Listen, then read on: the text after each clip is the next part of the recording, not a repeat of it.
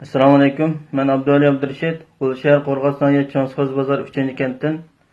Men bugun Shuhrat Zokirning 2019-yil 12-oyning 9-kuni chet el muxbirlariga butun lagerdagilarni qo'yib o'tdik degan gapga qarshi guvohlik bermoqchi.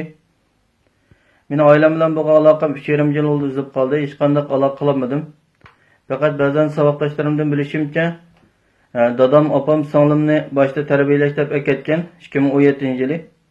Keyin u yerdan turmalarga o'tgan. Bu bo'lsa mening dadam Abdurashid Qalam. Bu yil 60 yosh. O'zi yakka tijoratchi.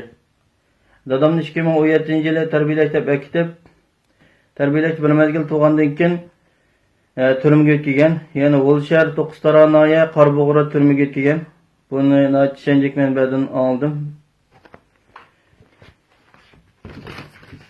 Bu bo'lsa mening opam Anargül Savut.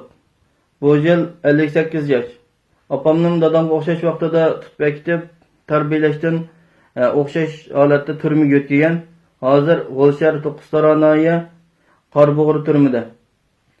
Opam dadam ishkilashdan keyin ig'ir kasallari bordi. Dadamning bo'lsa yuqori shakar kasali bor, opamning bo'lsa qon besim, nafas siqilish kasallari bordi. Mushkul holatda ularni turmaga o'tgan. Hozir Qorbug'ra turmisida. Singlim Amangul Abdurashid. Bu yil 29 yosh. 3 farzandi bor.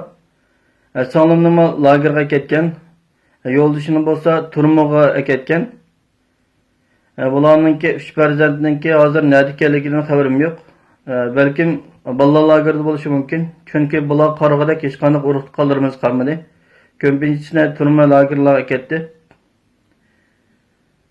Men bu yerdan xalqaro jamiyatninki Xitoyninki tarbiyalash lagerdagilarni qo'yib o'tdik degan safsatalarga aldanmaslikka chaqiraman.